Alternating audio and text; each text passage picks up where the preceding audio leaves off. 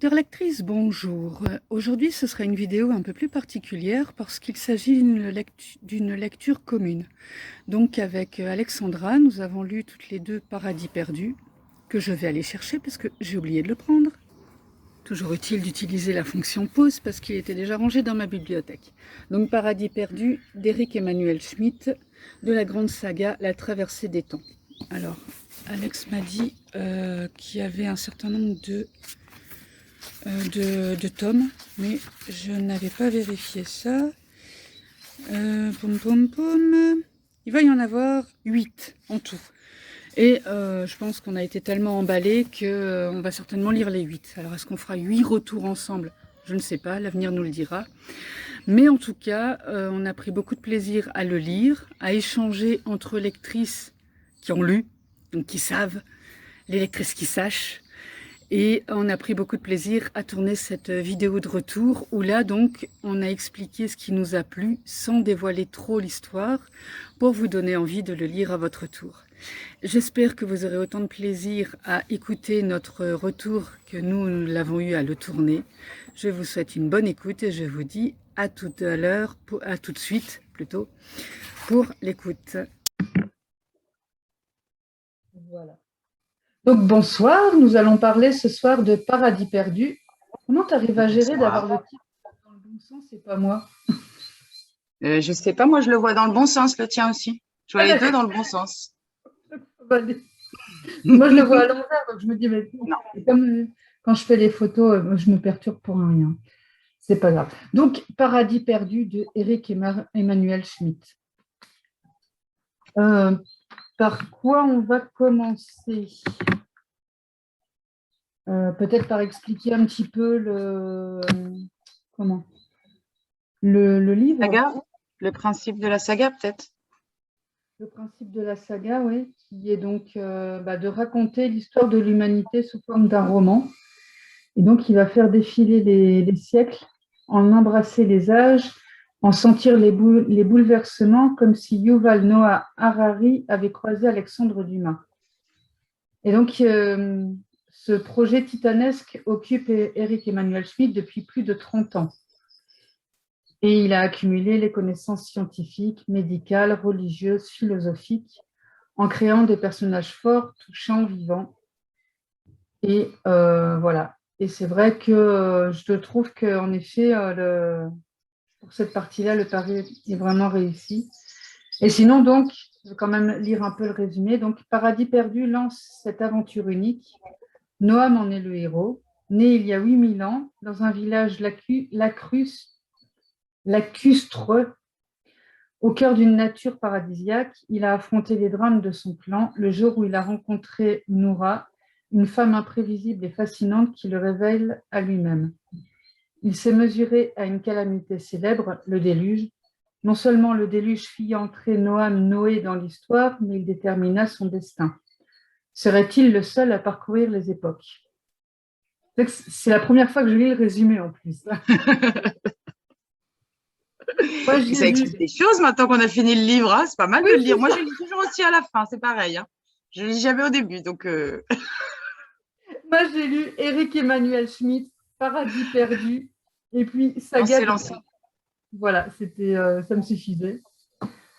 Parce que c'est un auteur que j'aime beaucoup et j'ai retrouvé les qualités que je lui trouve dans ce roman, avec des personnages forts, avec des thématiques philosophiques bien ancrées aussi, et puis cette manière de raconter qui est super agréable. Ouais. Ah, on se prend complètement dans l'histoire, en fait. Hein. On se laisse complètement porter avec plein de références très, très scientifiques, très cartésiennes. Vraiment, on sent les recherches, mais en même temps, on se laisse complètement emporter par le tourbillon de l'histoire, quoi. Ouais. Oui, c'était ça qui était sympa. Et il y a Noam qui est le héros qui raconte toute l'histoire, mais il y a aussi autour de lui pas Noam, son père, sa mère dont on apprend le prénom après, j'ai encore oublié son prénom. Ouais, moi aussi, j'ai essayé de rechercher, mais je n'ai pas retrouvé. Euh, Les deux femmes de sa vie, Mila et Noura. voilà. Tibor, c'est ça? Ouais. Le père de Noura. Voilà, le père de Noura. Derek aussi, Ouais. le prophète, on va dire. On va l'appeler comme ça. On ne sait pas trop ce que c'est encore, mais on s'est beaucoup questionné là-dessus. Voilà, c'est ça, ouais. Bah, moi, ce qui m'a assez fasciné avec Derek, c'est la manière qu'il a de parler et la manière qu'il a de réussir à se faire respecter par les foules. Et justement, voilà, on parlait de cette philosophie. Et le mec te raconte un truc, et tout le monde a la bouche grande ouverte, là, ils avalent. Et puis après, il n'a plus qu'à leur fermer la bouche, et c'est bon. Et pour eux, c'est parole d'évangile. Il vient de Ouais. le dire, hein, Noam Noé. Et voilà, et ils gobent. Ils réfléchissent pas. Et je me suis amusée à comparer ça à la situation actuelle en me disant, bah voilà, c'est comme aux informations. On passe une information et il y a beaucoup qui gobent et hop, on referme la bouche, c'est bon, et ils vont recracher ça un peu partout. La Euh, limite entre prophète et gourou, quoi. c'est ça, c'est ça. D'ailleurs, je ne l'ai pas vraiment trouvé dans le... Non, Avec c'est Derek, pas bien clair. Ouais. voilà.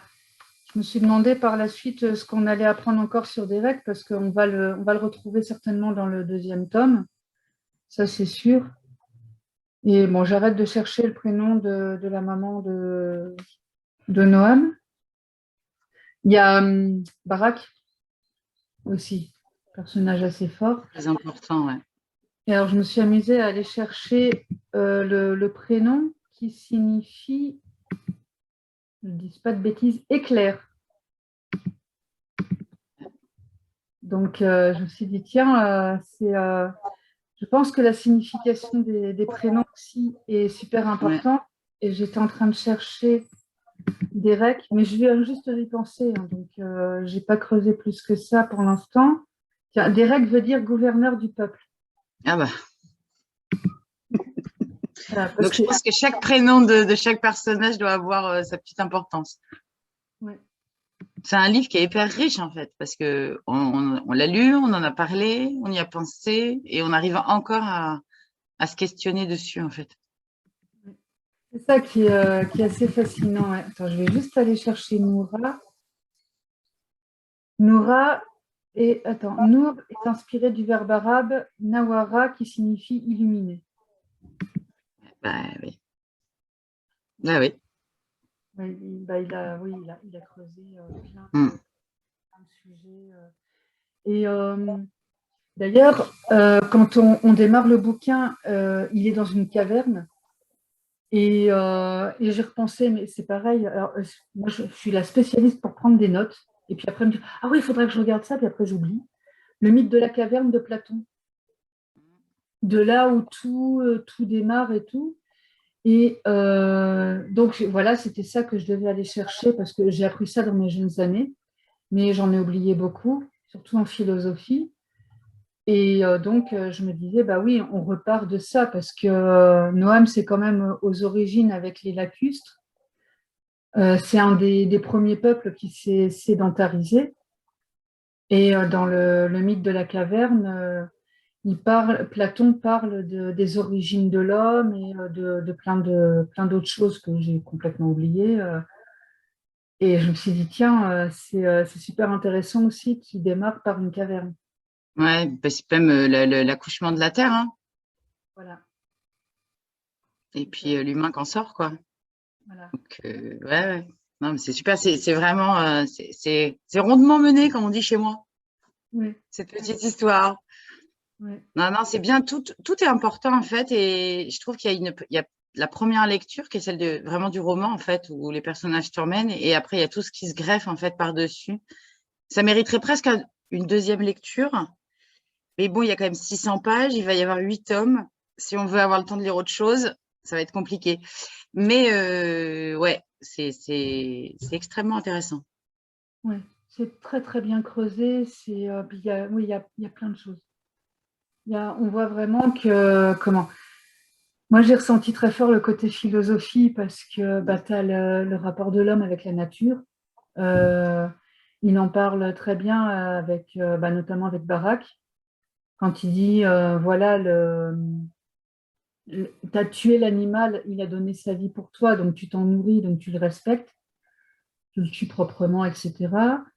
d'aller sa relation avec les plantes. C'est pour ça que moi j'aime beaucoup aussi Tibor, parce que Tibor lui apprend à soigner. Avec les plantes, il apprend plein de choses autour de ça. Et le plaisir Euh, physique qu'il a avec les arbres aussi, hein. oui, Il aussi. met tout son corps en entier le long d'un arbre et il ressent même du plaisir physique dans tout son corps. Est-ce qu'on pourrait dire que l'auteur, il est peut-être un peu hypersensible ou Tout c'est petit peut-être peu. un petit peu, Un tout petit peu. un petit chouïa. Voilà, vraiment légèrement. Et, Non, mais c'est vrai que le rapport à la nature, ouais, est super important, même tout ce que ça représente, c'est-à-dire il y a à la fois le rapport de l'humain à la nature et puis il y a justement tous ces personnages qui sont un peu négatifs, qui sont dans l'amassement des récoltes parce que c'est synonyme de pouvoir, enfin, et du coup, ce mauvais rapport à la nature qui d'un seul coup s'installe, quoi. oui, la culture des aliments, où on commence à faire des champs, il faut que Mm. ça donne de plus en plus. Les, la tentative aussi de vouloir gérer beaucoup de choses, de commencer à faire des enclos pour les animaux, parce qu'on doit les garder auprès de nous. Ils doivent donner qu'on leur impose quelque part. Ouais. Et qu'est-ce qu'il y avait d'autre aussi Ce que l'homme en fait, quoi. C'est-à-dire qu'il y a en même temps ce parallèle entre ce qu'il faudrait qu'il en fasse et ce qu'il concrètement en fait. Et qui est largement transposable à notre monde actuel, même si l'histoire se passe à la préhistoire. Ouais, oui, c'est ça, complètement. Et il y avait le. Attends, qu'est-ce que je voulais dire aussi d'autre le mythe de justement le déluge. Mm. J'ai adoré la manière dont il a parlé de ça parce que lui, en fin de compte, il parle d'un tsunami. Et dans d'autres livres que j'ai lus, par rapport à, là, c'était vraiment complètement par rapport à la religion, ou par exemple avec L'homme qui devint Dieu de Gérald de Messadier, il parle, tu sais, les noces de Cana, quand il transforme l'eau en vin.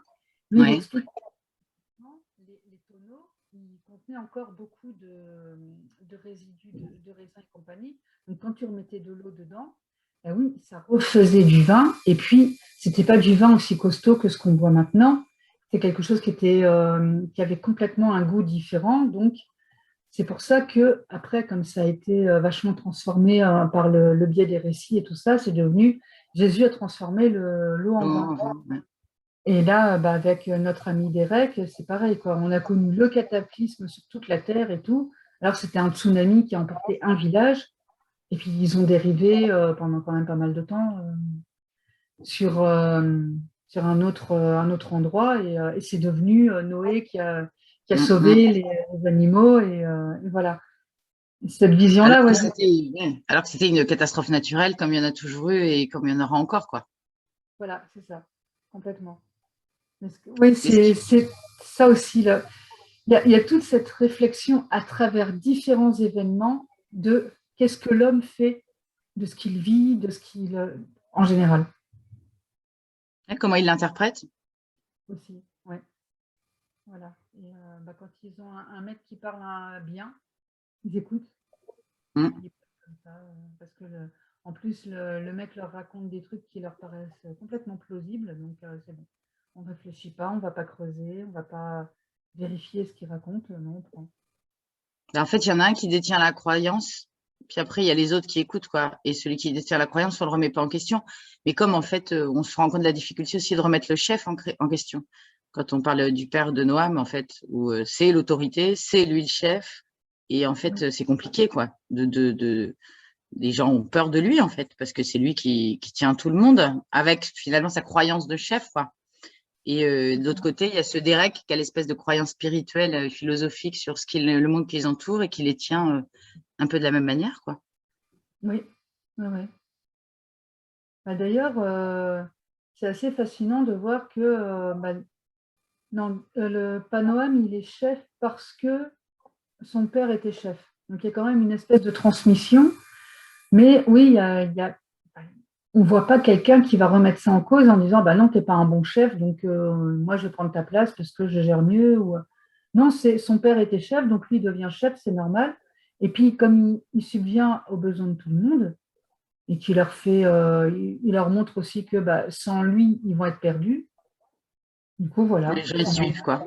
Ouais. Ouais.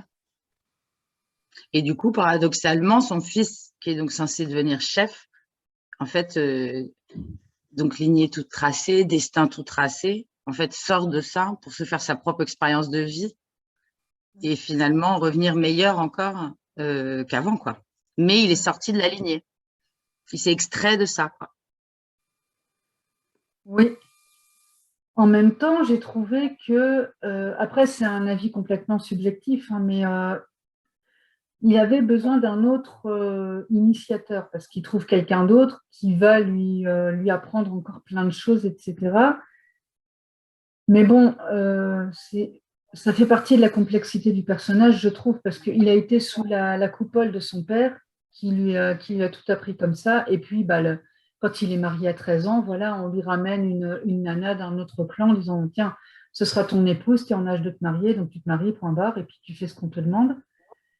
Et comme il a toujours été conditionné comme ça, déjà, le fait de ne pas suivre les pas de son père et de partir, c'est moi, sur le coup, je me suis dit, waouh, il se rebelle là, attention, Ouais, hein, ouais. fâché. Hein. Et puis, quelque part, oui, Tibor aussi, c'était un initiateur, et donc il lui a appris il a appris les plantes et tout, beaucoup de choses, et il a trouvé encore une autre personne qui lui a appris le respect de la nature, ce qu'elle peut lui apporter, de la vie en solitaire. On n'est pas obligé de. Il y a ça aussi, hein, quand même, toute cette partie de, on n'est pas obligé de vivre en groupe pour être bien. Pour être heureux, on peut aussi trouver un équilibre en étant seul et s'affirmer en tant qu'homme seul. Ouais. Comme il y a une tribu de femmes seules qui ne veulent pas d'hommes. Ah oui, ah oui, ça, on n'est pas digne. Voilà, qui rejettent l'homme dans leur vie quotidienne, en fait. Oui, c'est ça, ouais, ouais, ouais. Et qui font, qui acceptent les hommes quand elles le décident Mm.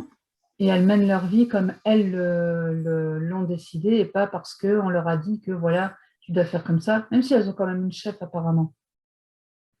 Mais Ouais, mais on sent que c'est moins chape de plomb que dans l'autre, quoi. C'est-à-dire que c'est un peu la maman, quoi, plus voilà. que la chef, en fait.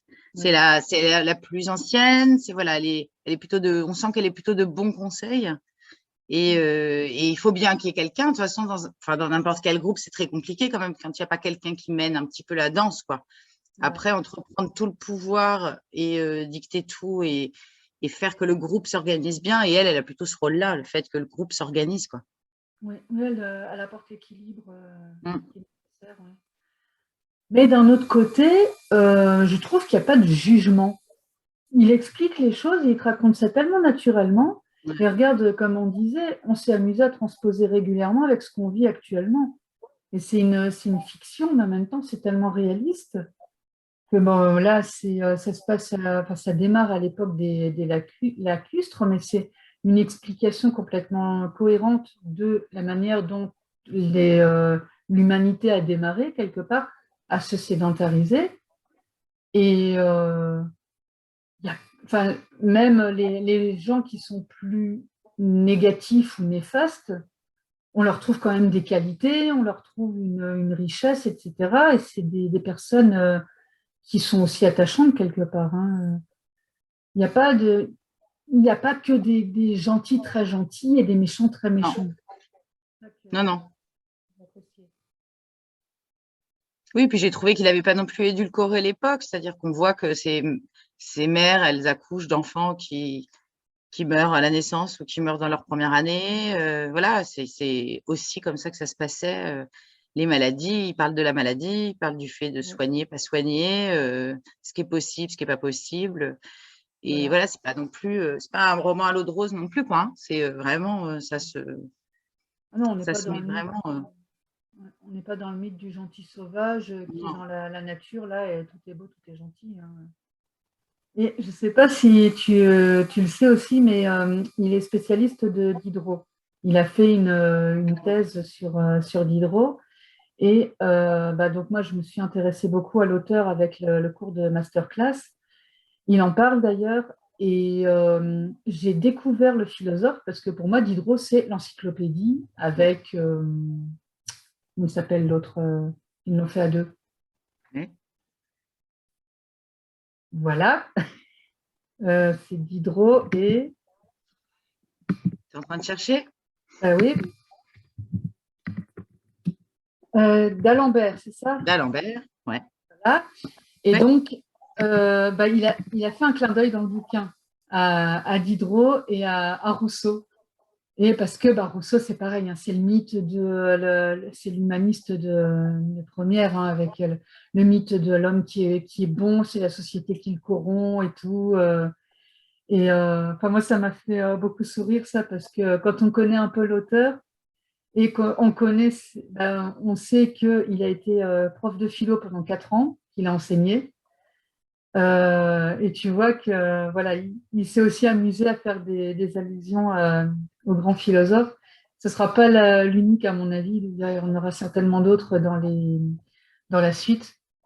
Parce Ça que veut je dire que pense que le tome qui va se passer au siècle des Lumières peut être quand même assez intéressant, du coup, parce que si lui, en plus, est spécialiste de ça, ça va être sympa, quoi, hein. Ça va être rigolo de le voir. je me suis surprise à fantasmer une rencontre entre Voltaire, Diderot et Rousseau. Tu vois? Avec Noam. Et toi au Ouais. milieu, voilà, qui compte les points. Alors toi, ok, tac, tac, là, quand on est à 15 partout, on continue. Parce que... Ah, ouais. Ah non, ça va être chouette, hein. Il va où notre ami là? La porte du ciel, Babel et la civilisation mésopotamienne. Prochain tome. Ah d'accord, je n'ai pas vu ça. En fait, à la D'accord, fin de la préface, là, il y a marqué les 8 tomes et il y a marqué l'époque et le titre. d'accord. Parce que j'ai vu une interview au Salon du Livre de Bruxelles, parce que cette année, ils l'ont fait différemment. Et alors, il expliquait, il vit en Belgique, du côté de Charleroi, apparemment. Et alors, donc, tu sais, une fois, il promenait son chien, et voilà, tranquillement. Puis alors, il y a des gens qui s'arrêtent. Ah, mais monsieur Schmitt, mais vous n'êtes pas en train d'écrire, mais on attend la suite. Alors, il disait, ouais, mais bon, Est-ce qu'il a on peut le donné une faire. petite date? Il a donné une petite date ou rien du tout? Non, rien du tout.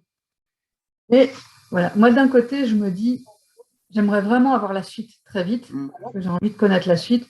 Mais d'un autre, je veux bien lui laisser 6 mois, un an de plus, pour que ça ait la même qualité. Ouais. Parce que voilà, ce genre de roman, même si ça fait 30 ans qu'il y travaille, ça ne se fait pas comme ça, quoi. C'est un truc où tu as besoin de mûrir ton roman et tout, et de vraiment pour lui donner au moins la même richesse que celui-là. Et Donc, en plus, je vais te dire, je pense que les personnages, ils sont suffisamment forts que, enfin, même s'il y a du temps qui passe entre deux, en fait, il y aura c'est un peu cette reconquête du lecteur vis-à-vis des personnages qui se fera très bien, en fait, parce que je pense que même ils auront été mis de côté pendant un certain temps, ils vont ressurgir assez vite, en fait. oui, Parce ils sont forts, ils représentent vraiment quelque chose. Donc, même si on va recommencer en se disant, ah, on en était où à la fin? De toute façon, déjà, il y a le changement d'époque. Donc, on va repartir dans un autre décor avec d'autres personnages autour. Et en plus, les personnages que nous, on pense qu'on va revoir, c'est ça. point d'interrogation, parce qu'on n'en sait pas trop. Je pense qu'ils sont tellement forts qu'en fait, ils vont ressurgir très, très vite, en fait.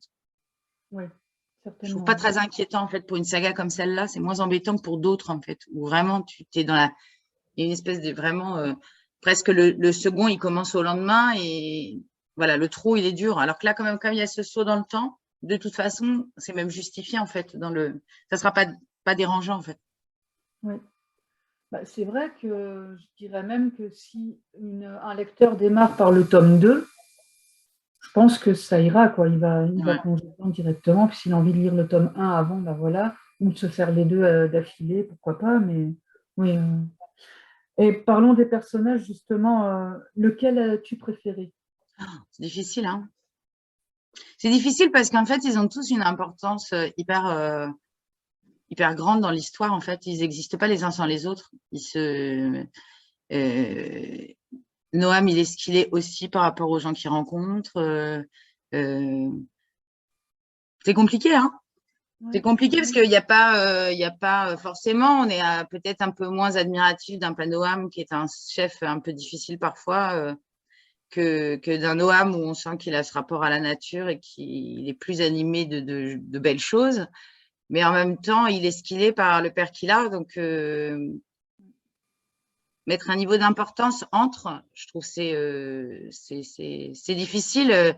Et Noura, donc l'illuminé, apporte aussi son lot en fait sur la construction du personnage principal. Je pense que vraiment quand même c'est Noam qui est quand même le centre de tout ça. Et après, je trouve que les personnages qui gravitent autour, en fait, ils sont aussi importants que les uns que les autres. En fait, ils se nourrissent, ils le nourrissent. Et lui, il avance même dans sa réflexion personnelle et spirituelle, grâce à tous ces aimants-là, ceux qui représentent un peu plus le bien, d'autres un peu plus le mal, d'autres on ne sait pas. Et en fait, c'est lui qui vit là-dedans, mais il a quand même une démarche où en fait, il cherche quand même beaucoup à comprendre les choses. Il ne prend pas les choses telles quelles, en fait. On lui raconte des histoires les uns sur les autres. Et en fait, il cherche quand même à creuser un peu pour savoir qui sont les gens vraiment intérieurement. Il croit pas à ce qu'on lui dit sur parole. Il se remet beaucoup en question, je trouve. J'ai bien aimé ce côté-là aussi. Ouais, Ne c'est pas vrai. faire d'un seul coup, ah oui, lui, il est méchant, c'est vrai, parce que tu me dis qu'il est méchant, donc il est méchant. Non, il est méchant, mais oui, mais moi je pense ça, donc est-ce qu'il l'est vraiment? Et on sent que même vis-à-vis de son père avec qui c'est compliqué, il a énormément d'amour pour son père, et c'est très compliqué. Vis-à-vis de Noura, c'est la même chose en fait. Il sent en même temps et le bien qu'elle lui apporte et le mal qu'elle lui apporte. Et, Mhm. et ce qui est un peu la vraie vie, hein, parce que il y a quand même peu de gens qui n'ont qu'une part de lumière, ou il y a toujours une part d'ombre, une part de lumière, et c'est ça aussi qui est intéressant. Et je trouve qu'il met bien en avant, c'est-à-dire il met personne sur un piédestal, il pardonne pas parce que c'est quelqu'un de sa famille ou pas quelqu'un de sa famille. Enfin voilà, je trouve qu'il raisonne beaucoup en fait, et il laisse beaucoup son intuition, mais en même temps, il part pas dans tous les sens quoi. C'est-à-dire que de temps en temps, il se recentre et quand même il analyse ce qu'il y a autour de lui. Mhm. Moi, j'ai beaucoup aimé Panoam parce que, comment? Il a cette part d'ombre qu'il a bien cachée, mais en même temps, tu as envie de savoir pourquoi il se comporte comme ça. Et je dis pas pourquoi il est devenu comme ça, parce que je pense que c'est pas un caractère que tu as, tu vois, parce que quelqu'un a été méchant avec toi quand tu étais petit, et du coup, tu es devenu méchant du jour au lendemain. Non. Je pense qu'il a toujours été comme ça, et qu'il a eu l'opportunité de développer cette partie sombre, donc il a continué le côté manipulation, et pour cacher son manque de confiance en lui, quelque Bien sûr. part. Hein. Mais je l'ai trouvé tellement humain Besoin que... d'être aimé aussi, hein. Comment? Besoin d'être aimé aussi. Oui, voilà, tout à fait, ouais, c'est ça. Et, et même quand on vient lui montrer qu'on l'aime, il faut qu'il donne un doute ou qu'il rejette quelque part parce que non, il doit montrer que non, il ne mérite pas d'être aimé. Ça qui était vraiment, enfin, qui m'a fascinée chez lui. Après, c'est vrai qu'au niveau sensibilité et tout, j'étais beaucoup plus proche de Barak et de Tibor pour le côté nature, pour le côté respect, le côté je te transmets des choses, je t'apprends des choses. Et voilà. Mais et comment elle s'appelle sa première femme? Je ne sais plus. Mila, Mila, ouais. Mila, Mila, oui, elle était. elle était Bah, touchante. ouais, elle était touchante. Voilà, c'est ça.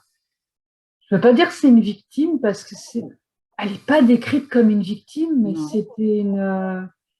c'est une fille qui traverse la vie comme ça parce que on lui a appris à le faire comme ça et elle ne se remet pas en question. Elle s'en pose pas d'ailleurs. Elle est là, elle souffre, elle fait en sorte que ça se passe bien dans son foyer. Et, ouais.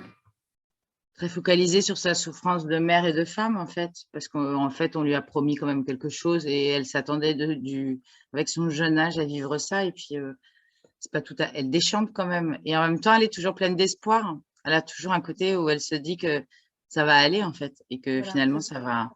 ça va aller mieux après. Voilà, c'est Et ça, ouais. c'est là-dessus qu'elle est touchante. Et d'ailleurs, c'est rigolo parce qu'il y a une certaine distance entre les deux et en même temps, par moments, il est hyper proche d'elle parce que justement, il est touché aussi par ça, par Ouais, cette simplicité. En fait, elle représente la simplicité.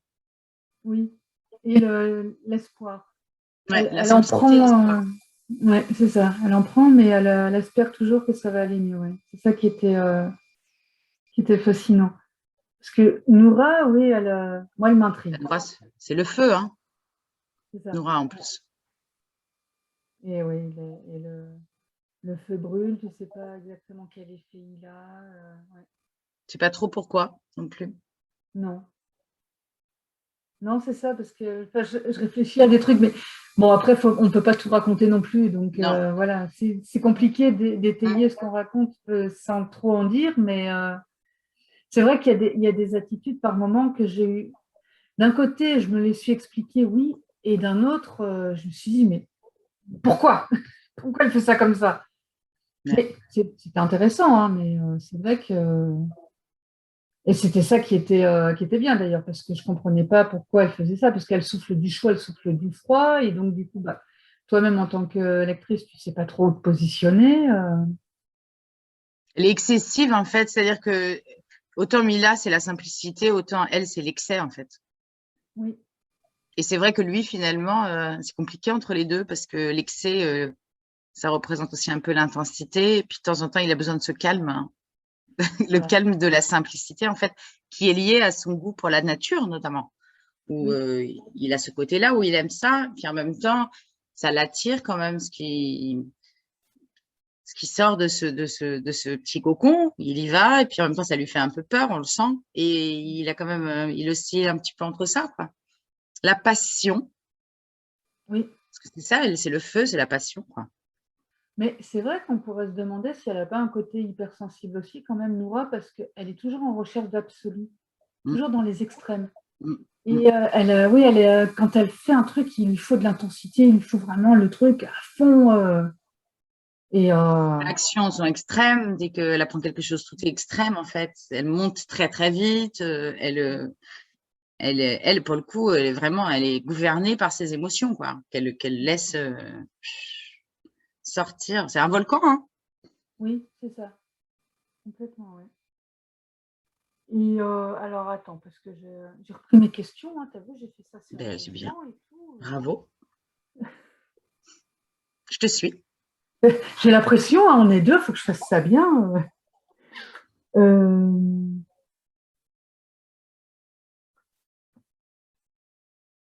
Euh, si, parce que moi, je t'ai proposé Eric Emmanuel Schmitt. Attends, je t'avais proposé Schmitt, Jardin, et puis je ne sais plus si je t'en ai Non, proposé ces d'autres. deux-là.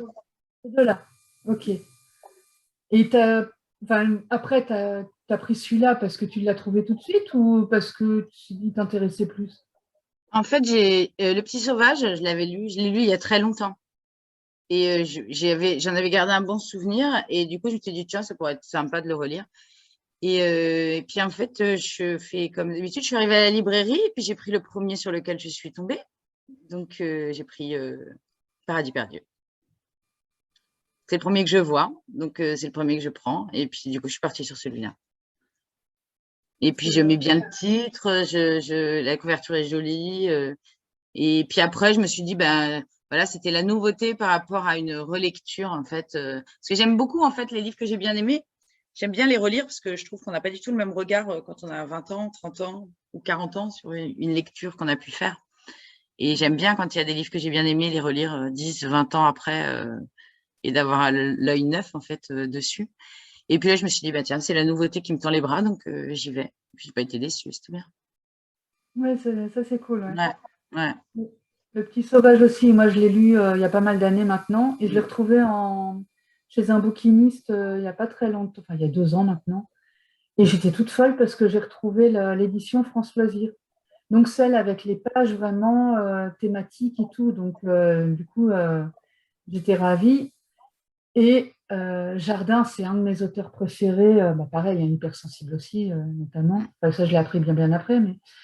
Et oui, pour les mêmes raisons que toi, je m'étais dit, bah, tiens, le relire et tout. Maintenant qu'on a dépassé les 2 fois 20 ans, ça peut être sympa pour la thématique. Donc Ça après, peut à être voir touchant. On se mettra peut-être dessus pour le prochain. Oui, voilà, c'est ça. Mais c'est vrai que c'est sympa. J'aime bien la nouveauté et j'aime bien de temps en temps replonger, quoi. Ouais. Mais là, j'adore parce que j'adore l'histoire en plus. J'aime beaucoup ça. Donc, je trouve qu'à chaque fois, ce côté roman qui se passe. Puis c'est rare quand même les romans qui se passent au moment de la préhistoire quand même, hein. Oui, C'est pas si fréquent finalement, hein. Donc, non. j'ai trouvé Euh, ça chouette, quoi. Et qu'il soit pas axé que religion non plus, ou que ça, ou que ça, ou que. Là, vraiment, c'était vraiment une vraie histoire en fait. Et ouais, le cadre est pas si fréquent en fait dans un roman. non. J'avais lu il y a. En fait, tout ça. Les enfants de la Terre de Mm. Jean Howell. Oui, moi aussi, j'ai lu. Pareil, la préhistoire et tout pour les mêmes raisons. Et ouais, c'était bien, vraiment bien aussi. Ouais. Pas mal documenté et tout. Et puis Mais en j'aime bien effet, parce que le délai montre en fait ce qui a changé, ce qui n'a pas changé entre cette époque et maintenant en fait. Et on se rend compte que finalement il y a des choses qui ont peu bougé. Il y en a qui ont beaucoup changé, puis il y en a qui ont peu bougé, quoi. Et je me rappelle avoir eu une discussion avec une amie, c'était à propos de la maternité et de l'accouchement. Et je lui disais quand même que c'était un acte qui était le même depuis la nuit oui, des temps, en fait. C'est-à-dire que maintenant, qu'on soit avec un téléphone portable ou au fond d'une grotte, sous un tipi, dans un igloo ou n'importe quoi, c'est la même chose qui se passe, quoi. Et j'adore oui, ce côté-là, en fait, j'aime bien voir l'évolution d'une société, du monde. Bon, il y a des trucs pas trop cool hein, quand même à notre époque. On espère que ça va reprendre un peu le bon chemin. Mais j'aime mhm, bien aussi quand il y a cette espèce de fil conducteur qui montre qu'il y a des choses qui finalement n'ont pas changé. C'est ça qui montre que c'est beau et qu'il faut s'y rattacher. C'est que c'est les choses qui sont les plus importantes, en fait, qu'on peut pas changer, quoi. La nature, elle est là. Elle a toujours cette importance-là. On l'oublie un peu, mais elle a cette importance-là. La oui, maternité, l'accouchement, la grossesse, ça a toujours été. Enfin, il y a des choses qui ont toujours été présentes, en fait. oui, Et c'est des belles choses, quoi. Et je trouve là, que c'est quand on lit des romans comme ça, qui se passent dans d'autres époques, on retrouve ça, en fait. Ce côté, voilà, cette espèce de fil qui nous lie. Alors, pour le coup, la maternité qui lie les femmes depuis oui, la nuit tout des à fait. temps. Enfin, Mhm, voilà, il y a des choses comme ça, je trouve, qui sont très belles, en fait. oui, Malgré les guerres, malgré plein de choses, il y a quand même des très belles choses qui persistent, en fait, qui restent là, quoi. oui. Et moi, ce qui m'a aussi fasciné pas mal, c'est l'attachement des femmes à leurs enfants. Alors d'un côté, bah, bien sûr, elles l'ont porté et tout, donc c'est leur enfant. Et de l'autre, c'est on ne s'attache pas trop parce qu'on ne sait pas combien de temps on va le garder. Et ça, c'est resté très très longtemps, hein. Au Moyen Âge et tout ça. Je crois qu'ils ne considéraient pas l'enfant avant au moins 6 ans, parce qu'avant, bah, de toute façon, il pouvait mourir de n'importe quoi, donc ça ne sert à rien. Et Faut tu t'aperçois s'attacher. quand même voilà, il y a quand même des femmes qui s'y attachaient et qui souffraient quand elles le perdaient, même en bas âge et tout, parce que voilà, c'était un bébé qu'elles avaient porté, et oui, elles étaient tristes.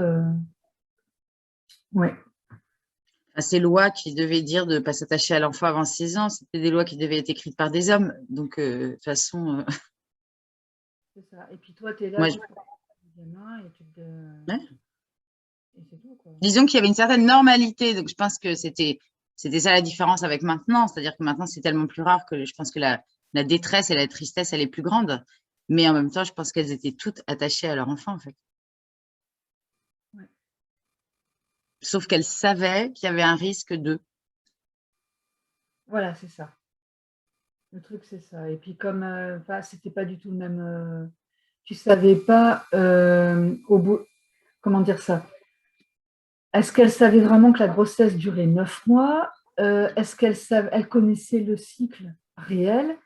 Elle faisait une chute de cheval, pas risque de fausse couche ou quoi. Donc il y en avait enfin, surtout chez les nobles, elle restait couchée pendant combien de temps pour être sûre de garder l'enfant? Parce qu'en plus, c'était un héritier, donc il valait mieux bien le protéger.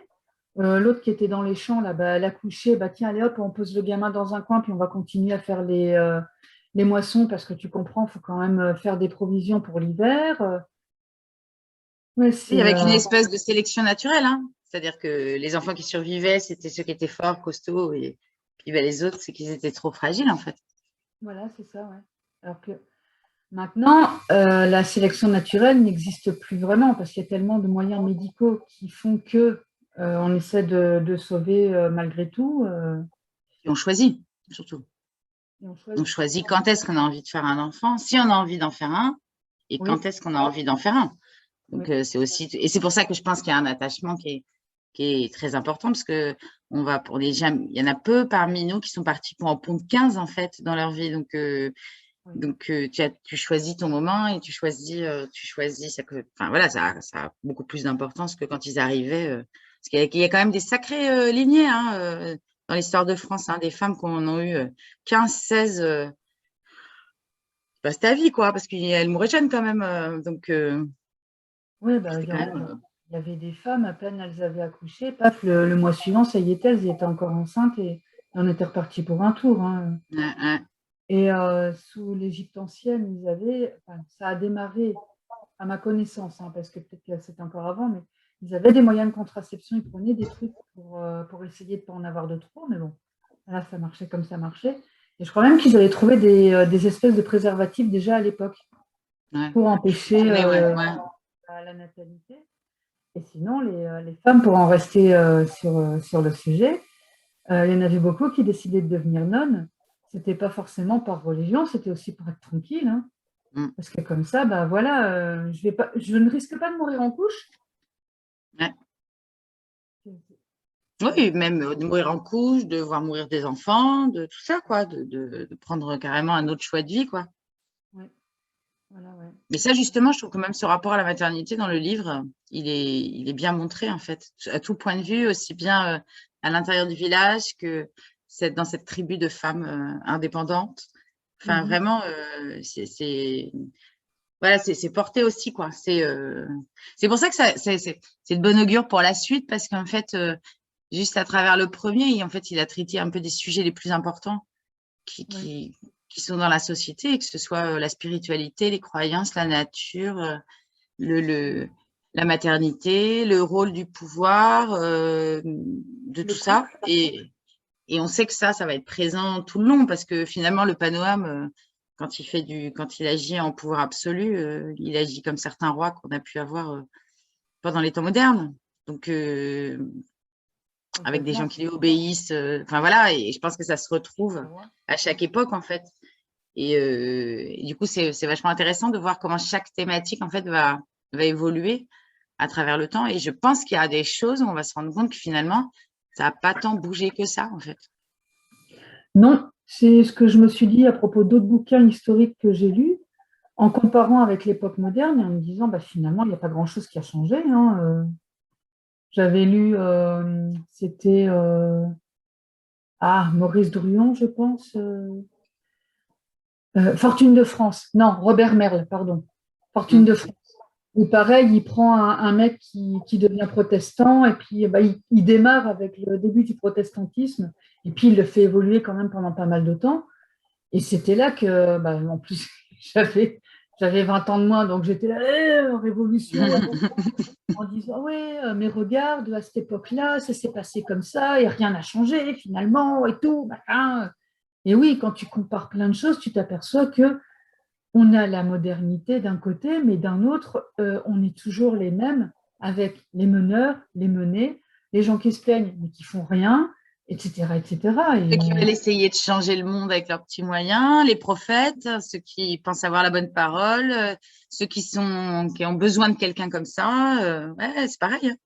Ceux qui La vivent dans place leur de l'homme, la coin. place de la femme, le couple, l'indépendance, puisqu'en fait, dès la préhistoire, dans ce roman, c'est montré. C'est-à-dire qu'il y en a qui suivent le chemin du couple formel, et Voilà. puis il y en a qui déjà choisissent des voies différentes, en fait. Oui, oui, c'est vrai. La norme, il y a une norme, voilà, il y a une norme, comme dans d'autres sociétés maintenant, il y a une norme, et puis après, il y a ceux qui Qui vivent décident avec. autour de de la norme, quoi, Oui, oui, oui. et qui sont Ouais, pas malheureux pour autant, d'ailleurs. non, mais parce qu'il y a une espèce de cérémonie de mariage, hein. Mm, Déjà à cette époque-là, ils en ont une. mm. Et puis oui, il y en a qui décident de pas l'avoir, ouais. C'est vrai. Ouais. Et on va terminer tranquillement. Donc, est-ce que tu as envie de lire d'autres livres d'Éric Emmanuel Schmitt? Ah oui, je pense que je vais y aller, ouais. Je vais te demander conseil, mais je vais y aller, ouais. Bah oui. Franchement, non, mais c'est vrai que moi, j'adore j'aime bien son style, c'est-à-dire que c'est pas trop simple et c'est pas trop compliqué. Voilà. Donc, je trouve que voilà, c'est pas une prise de tête où on peut se retrouver avec des mots régulièrement où on a le cerveau qui rentre un peu en ébullition, qui est intéressant parfois, mais dans une histoire comme ça, il faut aussi se laisser porter. Et en même temps, c'est pas simplifié non plus. Et comme il y a plein d'ajouts de notes, alors c'est rigolo parce qu'il y a des espèces de notes. Ouais. En même temps, on sent que c'est des vraies notes historiques, scientifiques. Et en même temps, il arrive même ces notes à les transposer avec ses personnages, en fait. C'est Ouais. assez rigolo, je trouve. C'est-à-dire, c'est pas genre un aparté. Alors, je vous dis ça, mais en fait, à cette époque-là, on a montré que. Non, il arrive à réintégrer ses personnages à l'intérieur. Je trouve que c'était super bien fait. Et où là, finalement, je trouve que sur ces notes-là, elles sont quand même bien présentes. Hein. Et puis, c'est pas des petites notes, en fait. Des fois, Ah non. on est proche d'une page entière écrite en tout petit. Et c'est rigolo parce qu'on sent que c'est à ce moment-là qu'il y a le cerveau qui se connecte sur autre chose. C'est-à-dire qu'on sort quand même un peu de l'histoire. Ouais. Et c'est marrant. Et puis, hop, la note se finit. Et hop, on retourne plonger dans l'histoire avec une espèce d'explication, une espèce d'aparté, quoi. Quelqu'un qui tape Ouais. sur l'épaule et qui dit, attends, avant que tu continues, je voudrais te dire un truc. Et je trouve ça super, quoi. J'ai trouvé ça vachement intéressant, même dans ce style-là. J'ai trouvé ça Ouais. bien. Et C'est ces vrai que notes se lisent aussi. j'avais oublié cette histoire-là. Pourtant, ça m'a beaucoup amusé. C'est donc Noam qui s'assied à une table et qui écrit son histoire. Et donc, tu vois l'auteur qui se détache complètement de l'histoire et qui voit son personnage écrire sa propre histoire. Et ça, j'ai trouvé ça magistral, franchement. Et j'avais noté aussi, enfin, j'avais noté dans ma tête parce que c'est pas sur mon papier, mais il y a le changement de temps quand Mm. l'auteur intervient pour parler de Noam, de ce qu'il fait, et quand Noam raconte sa propre histoire. Et ça, j'ai trouvé ça aussi extrêmement intéressant dans la manière de raconter. Ouais. Et du coup, ce qu'on disait la dernière fois quand on se parlait, il y a aussi toute cette thématique de la transmission, en fait, Mm. entre les générations. C'est-à-dire que ce Noam qui voyage dans le temps devient un espèce de vieux sage qui, Mhm. euh, qui, qui paraît même un peu perché, vu ses connaissances des plantes et tout ça, mais parce qu'elle date d'il y a très longtemps. Ouais. Et en même temps, il est toujours aussi heureux de transmettre et les autres sont toujours aussi heureux de recevoir. Et avec le côté magique qu'il peut y avoir autour de ça, quoi. Et pareil, le fait que lui décide de raconter son histoire, il y a aussi toujours cette histoire de transmission, en fait, qui est quand même très importante, je trouve, dans la thématique du Ouais, livre ouais. Oui, tout à fait, ouais. C'est vrai. et qui est très importante dans la vie, en fait. Donc, En plus, bah, regarde, on était en train de parler d'histoire et tout, là, c'est des romans qui ont été écrits à partir de quoi? À partir de témoignages qu'on a retrouvés, que ce soit comme je pense aux lettres de Madame Sévigné où elle écrivait à sa fille. Et ça a permis de comprendre tout ce qui se passait à l'époque du roi Louis XIV, d'autres qui est même César avec la guerre des Gaules, où il a raconté sa propre version. Mais en attendant, c'est une transmission enfin, voilà, regardez comme j'étais beau, j'étais grand, j'étais bien. Hein, les petits jeunes, là, admiraient César. Et c'est voilà, c'est depuis très longtemps. Les Égyptiens, même, j'en parlais tout à l'heure, qu'est-ce qu'ils faisaient? Ils mettaient dans la pierre ils faisaient aussi des peintures pour garder un truc. Il n'y a pas très longtemps, pour rester à l'époque lacustre, je vais y arriver. Je ne sais plus où j'ai vu ça, si c'est sur YouTube ou à la télé, je ne me rappelle plus, mais il paraîtrait que, à vérifier, les peintures qu'on a vues dans les grottes étaient pour garder une trace de de ce qu'ils avaient vécu. Et il y aurait une forme d'art, parce qu'il y a énormément de recherches autour de ça. Et de temps en temps, comme ça, je suis des chaînes d'archéologie aussi, où ils parlent de tout. Et il y a des archéologues qui sont très intéressants dans le sens aussi où ça arrive qu'ils refassent une vidéo pour dire, bon, ben voilà, il y a 2 ans, je vous ai fait une vidéo à ce sujet-là. Depuis 2 ans, on a fait des nouvelles, on a avancé dans les recherches, et voilà où on en est. Donc ça, ce que je vous ai raconté, bah, c'est plus d'actualité, maintenant c'est ça, etc. ce que je raconte à mes élèves, parce que là, on reparlait du fait que l'histoire commençait au moment de l'écriture, et que c'est pour ça qu'avant, ça s'appelait la préhistoire. C'est qu'en fait, il y avait très peu de traces, et que justement, cette période, elle évoluait tout le temps, puisqu'on était toujours susceptible de retrouver des ossements, des restes de village, qui fait que ça va remodifier cette période, alors que l'autre, on est quand même un peu plus sûr de ce qui s'est passé, parce qu'on avait des traces écrites. Mais après, moi, j'y crois, là, ces histoires de peinture dans les grottes. Moi, je pense qu'en fait, chaque être humain, il a un truc en lui, c'est-à-dire qu'il y en a, c'est la création, d'autres, ça va être l'organisation, d'autres, ça va être l'innovation, les idées. Plus techniques. Il y en a d'autres, ça va être la musique. Et je pense qu'il y a toujours eu, depuis la nuit des temps, des gens qui prenaient des choses autour d'eux dans la nature et qui faisaient de la musique avec. Je pense qu'il y en a qui ont toujours dessiné. Et je pense qu'en fait, depuis tout le temps, on a tous au moins quelque chose comme ça en soi. Donc, moi, je pense qu'il y a toujours eu en fait des artistes.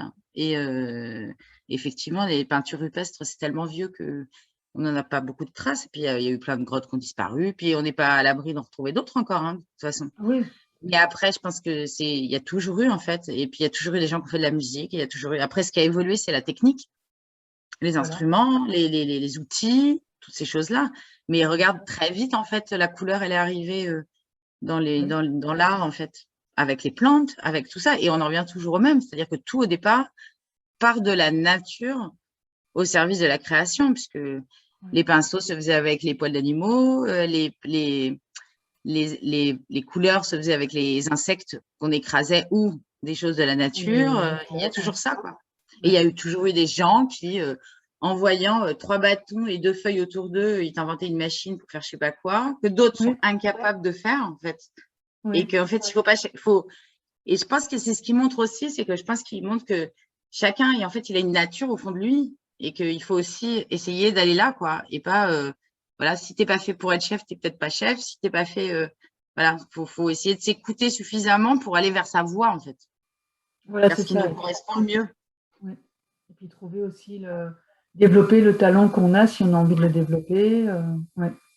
Regardez que par rapport au déluge, ils sont allés chercher les gens les plus compétents pour Pour faire construire ce qu'ils les. avaient à construire. Ils se sont pas Ouais. dit, tiens, nous, on a des super idées, on va le faire. Non, on essaie d'aller voir la personne qui est la plus performante, la plus douée dans ce domaine-là.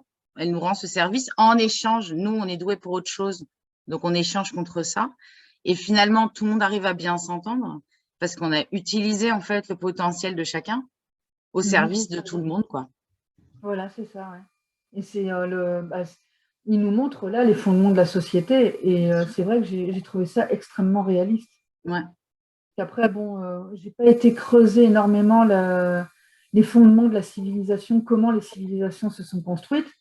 Mais j'ai trouvé que dans ce roman, oui, on a plein de choses qui sont très, très réalistes sur le sujet. Hein. Très, très riche là-dessus, quoi. Et puis, l'apport de chacun. Voilà. Et je trouve qu'il y a vraiment, ne serait-ce qu'avec les personnages principaux qui ont déjà bien une place et un rôle précis, et tout ce qui est Mhm. secondaire autour a aussi une place très importante, en fait. Et on se rend compte que finalement, c'est que des interactions les uns avec les autres et que tout le monde a besoin de tout le monde. C'est-à-dire que eux, ils sont obligés d'aller sortir, ils sont dans un village quand même qui est très puissant, en Oui, vrai, et que face à ce déluge qui arrive, ils sont obligés d'aller chercher des gens à l'extérieur en marchant pendant 4 jours ou 10 jours, je sais plus. Enfin, c'est énorme le trajet qu'ils ont à faire. 10 jours, il me semble. Hein. Moi, je crois que c'est Oui, 10 jours de marche pour oui. aller chercher les gens dont on sait qu'ils sont performants pour ça et que donc ça va être les meilleurs pour nous. Sans Et j'ai savoir trouvé s'ils ça. Tu disais? sans savoir s'ils vont suivre, s'ils vont être d'accord, s'ils vont adhérer au projet, s'ils vont y croire. Parce qu'il y en a quand même qui pensaient qu'ils étaient seuls au monde, hein, Ouais. dans ce fameux village dans la montagne. Et quand ils ont vu arriver, qu'est-ce qu'ils font là, ceux-là, et qu'est-ce qu'ils nous veulent Mais en fait, ils avaient quand même des liens. Ils se croyaient seuls au monde, mais chut, on ne Ouais. dit rien. Non, non, Ah, on c'est va super. pas. Oui, mais ce qui montre quand même que tout est lié, en fait, justement. Oui, C'est que c'est pas parce qu'on n'est pas sur le même continent, c'est pas parce qu'on n'est pas dans le même pays, c'est pas parce que le lien, en fait, il est là. De toute façon, il est là parce que c'est l'humain, en fait, le lien. Donc, il y a oui, un moment, on le retrouve, en fait. oui. Et d'ailleurs, en parlant de ça, là, on vient de parler de ces gens qui vont descendre de leur montagne pour construire les pirogues. Il y a aussi toute la résistance au changement.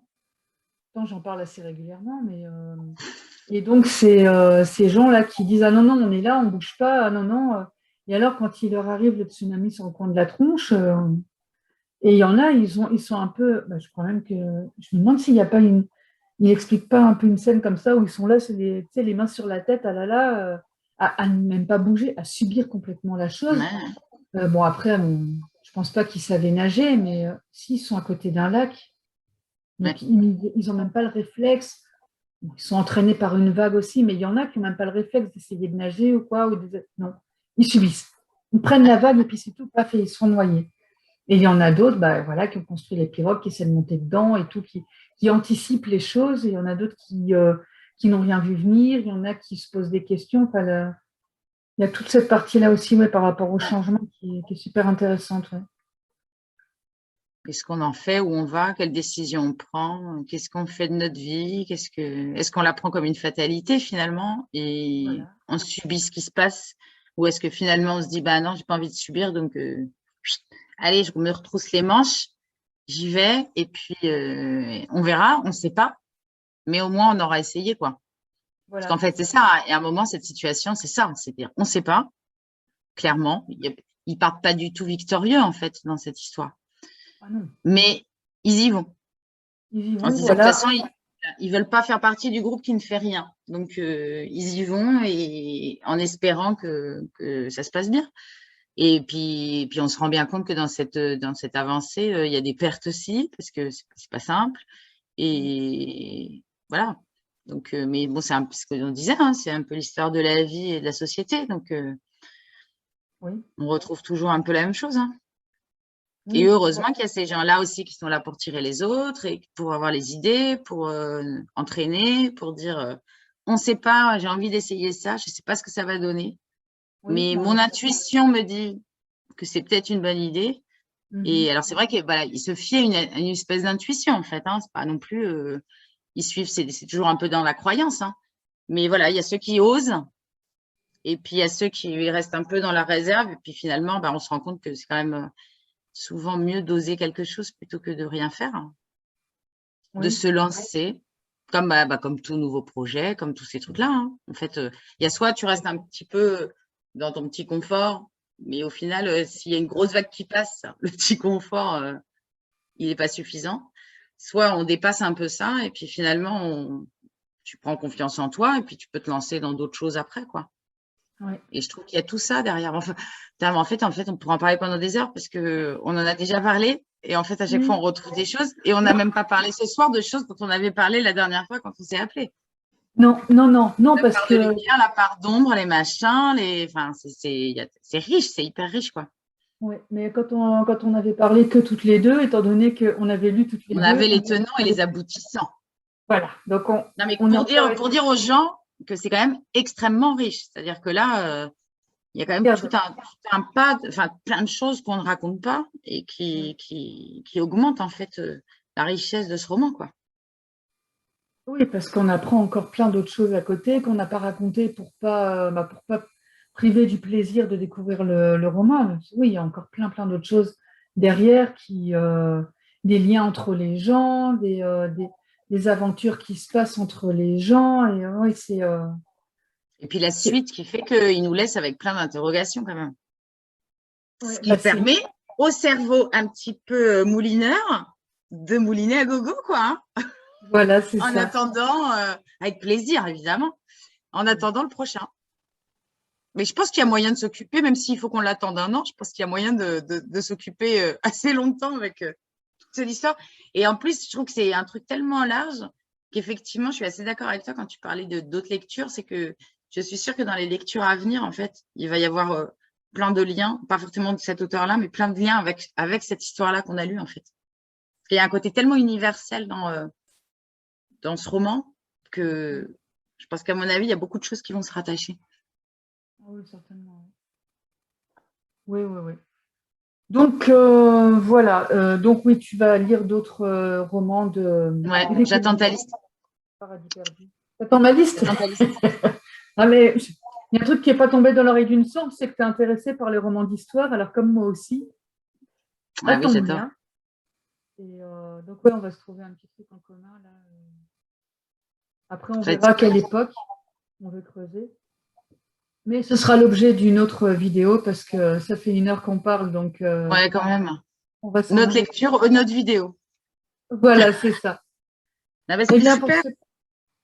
ouais, pour ceux qui nous ont suivis, merci de nous avoir suivis jusqu'à maintenant. Et Merci donc, à beaucoup. très vite pour un autre Ouais. retour. Bonne fin de journée, de soirée, de ce que vous voulez. Ouais.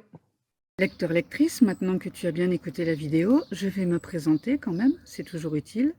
Gracieuse Robert, donc une autrice hybride, mi-auto-éditée, mi-éditée, qui a donc écrit Ma vie en blog 1 et 2, deux romans feel good en auto-édition, Les voyages forment la jeunesse, en auto-édition aussi, donc l'histoire d'une femme qui essaie de sauver son couple en partant en voyage, un recueil de gracieuses notices et 2 récréatures, Gracieuse tribulation d'une brouette et Gracieuse tribulation d'une fourchette.